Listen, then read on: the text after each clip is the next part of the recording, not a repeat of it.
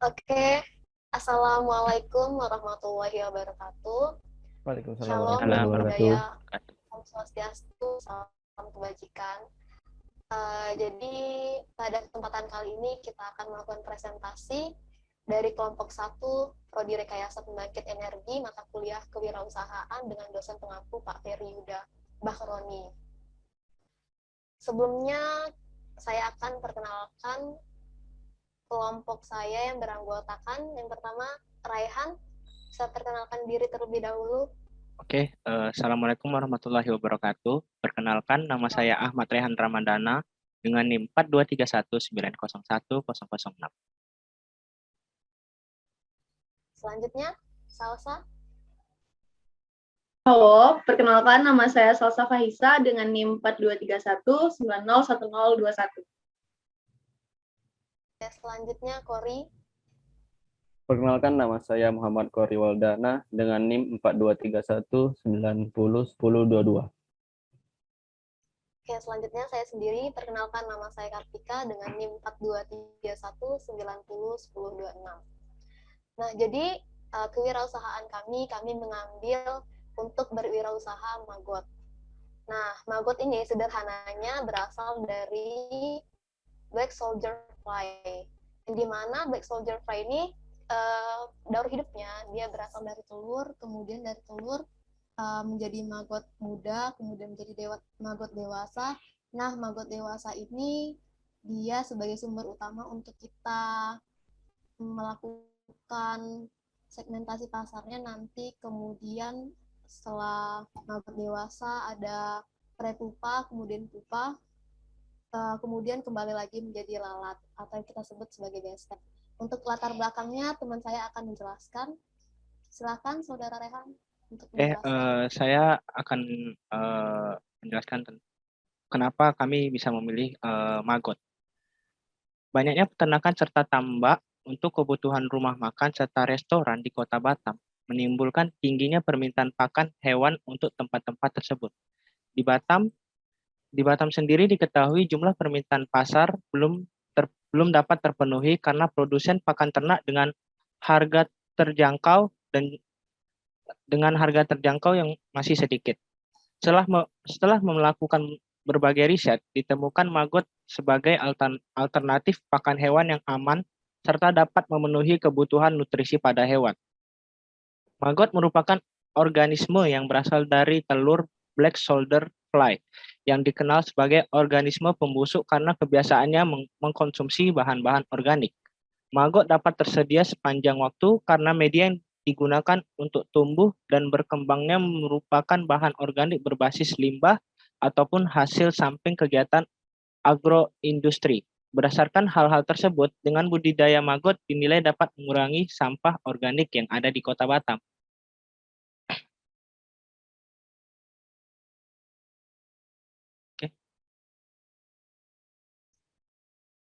Terima kasih Saudara Rehan. Itulah latar belakang mengapa kami memilih untuk berwirausaha Maggot. Kemudian mengapa kami memilih ini, tentunya ada kelebihan-kelebihan mengapa harus kami memilih untuk berwirausaha ini. Selanjutnya kelebihan-kelebihan akan dijelaskan oleh Salsa. Baik, saya akan memaparkan tentang kelebihan-kelebihan dari ide usaha yang kami usung ini. Yang pertama adalah proses produksi yang mudah dan biayanya yang terjangkau. Jadi untuk memulai ataupun melakukan ternak atau budidaya Black Soldier Fly atau maggot ini sendiri, kita tidak membutuhkan biaya yang besar. Dan untuk proses produksinya juga terbilang sangat mudah. Karena untuk proses produksinya sendiri, maggot itu terbilang cukup mudah. Karena kita hanya perlu untuk menunggu dari proses telur hingga menjadi maggot, setelah itu prepupa, pupa, dan menjadi lalat. Nah, dari lalat ini akan ada telur lagi yang siklus hidupnya itu berputar seperti itu. Nah, untuk bidang usaha ini sendiri kita menggunakan maggot untuk dijadikan pakan hewan ternak tersebut. Nah, selanjutnya kelebihan yang kedua adalah demand pasar tinggi dengan kompetitor yang sedikit. Nah, seperti yang dijelaskan pada latar belakang tadi, di Batam sendiri demand untuk permintaan dari pakan hewan pada tambak ataupun peternakan itu cukup tinggi. Nah, namun pengusaha pakan hewan itu sendiri masih cukup sedikit. Dan apalagi pada bidang maggot sendiri itu masih sangat sedikit. Seperti yang kami pernah lakukan riset, itu kami baru menemui satu kompetitor pada maggot ini. Dan beliau juga berkata bahwa permintaan maggot ini masih sangat tinggi dan masih belum terpenuhi. Lalu yang ketiga adalah mengurangi limbah organik. Nah, di samping dari menguntungkan para pedagang, peternak, ataupun peternak tambak, dengan melakukan kegiatan ataupun budidaya maggot ini sendiri, kita dapat mengurangi limbah organik. Nah, karena maggot yang kita budidayakan ini menggunakan media berupa sampah organik ataupun mungkin limbah organik yang berasal dari TPU ataupun pembuangan dari pabrik-pabrik. Nah, dengan adanya budidaya maggot ini, mungkin jika didukung dengan fasilitas ataupun keadaan yang lebih besar dan baik, mungkin kita dapat mengurangi limbah organik lebih banyak, terutama di Kota Batam sendiri. Nah, selanjutnya itu ada kompetitor yang mengacu pada poin 2. Nah, untuk kompetitor tadi sudah disebutkan dan dijelaskan, di Batam sendiri pengusaha maggot ini masih sangat sedikit. Nah, salah satunya adalah Bapak ini. Jadi, pelaku usaha pada budidaya maggot ini masih sedikit. Terima kasih.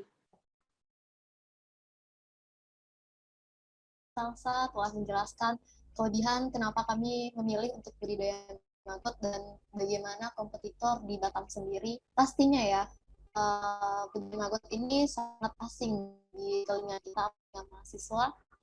Nah, pasti kita bertanya-tanya, apa nih segmentasi pasarnya kemana nih? Kemudian segmentasi pasar ini akan dijelaskan oleh teman kita, Muhammad Fori Waldana. Dipersilakan. Baiklah, di sini saya akan menjelaskan tentang segmentasi pasar.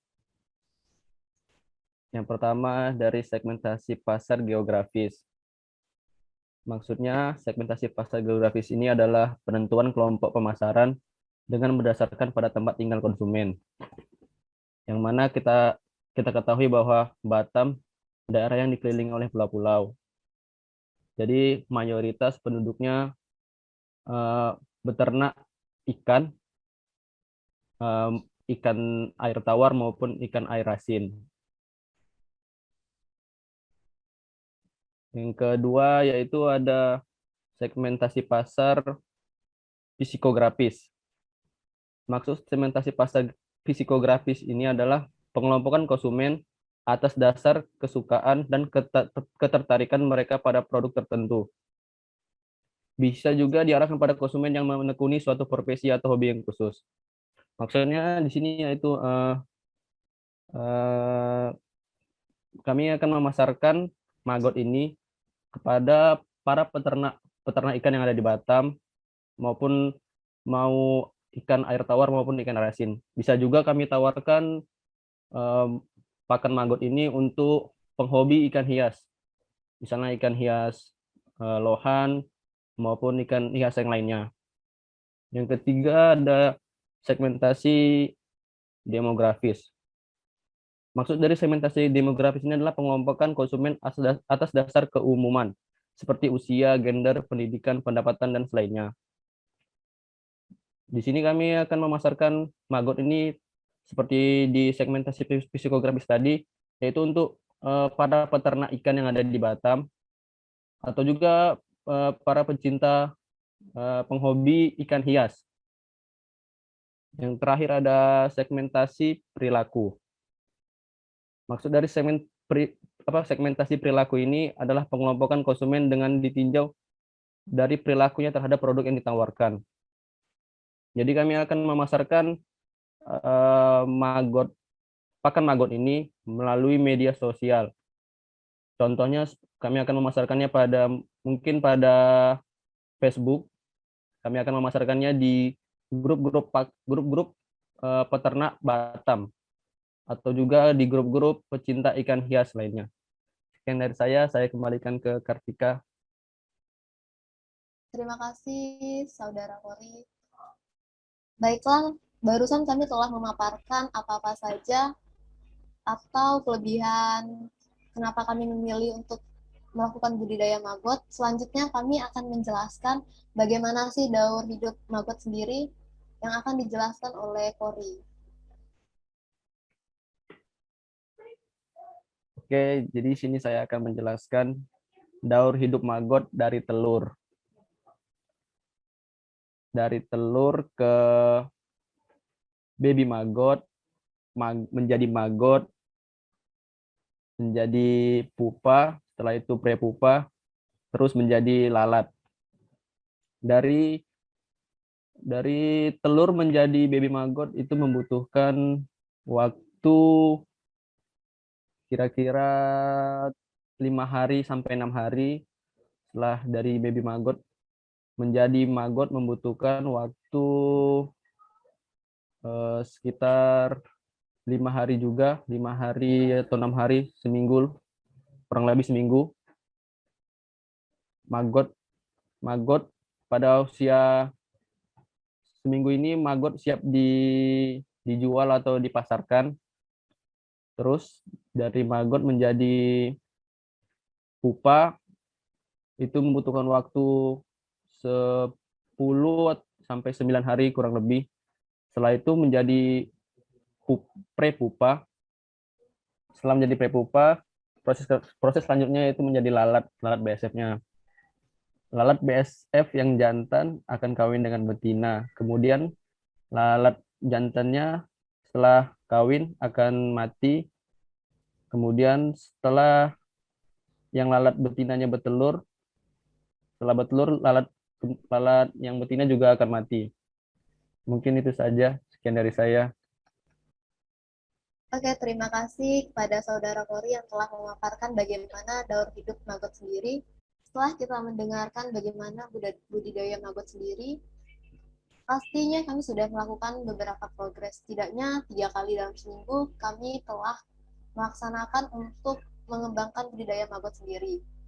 Kemudian per September kami sudah memulai untuk melakukan budidaya maggot. Progres kami akan dijelaskan oleh Saudari Salsa. Ya, baik. Jadi saya akan menjelaskan secara singkat progres dari budidaya maggot kelompok kami. Itu dimulai dari kami mencari tempat untuk budidaya maggot itu sendiri. Dan syukurnya kami mendapatkan sebuah rumah kosong dari salah satu milik rekan kami yang ada di sini. Itu berada di Batu Haji. Nah, lalu kami melakukan proses pembersihan tempat. Selanjutnya kami memesan ataupun mencari supplier dari maggot untuk memulai usaha kami. Saat itu kami membeli telur dari maggot itu dari luar kota. Nah, kami menunggu beberapa hari, lalu kami juga menyiapkan ruangan untuk tempat budidaya maggot itu sendiri. Kami melakukan beberapa dekorasi seperti memasang tirai-tirai agar lalat BSF-nya tidak terbang kemana-mana gitu ya pada saat itu. Nah, kami juga waktu itu sempat melakukan survei ataupun riset kepada beberapa produsen, maksud saya kepada salah satu produsen maggot ini yang berada di Barelang saat itu. Nah, setelah itu kami juga sudah mulai membuat kandang untuk lalat BSF-nya. Dan progres dari maggot itu sendiri, kami saat ini sedang menunggu maggot yang berbentuk pupa untuk menetas menjadi lalat BSF. Nah, mungkin setelah dari lalat itu, lalatnya akan kawin dan bertelur Nah, setelah itu mungkin kami akan mulai melakukan produksi dan distribusi ke segmentasi pasar yang telah kami sebutkan tadi. Begitu. Seperti itu, baik, terima kasih kepada Saudari Salsa yang telah menjelaskan progres yang telah kita lakukan. Tentunya ya, pada progres itu kami juga ikut mencari sampah organik. Selain untuk makanan Magot sendiri, kita untuk mengurangi sampah-sampah organik di sekitar kita. Baiklah, ini waktunya untuk saya mengakhiri presentasi kita pada kesempatan kali ini. Kami dari kelompok 1, terima kasih. Wassalamualaikum warahmatullahi wabarakatuh. Oke, mungkin bisa di next slide. Nah, di sini ada kontak kami, ini ada IG kami. Jika berkenan boleh di-follow. Terima kasih. Silakan order.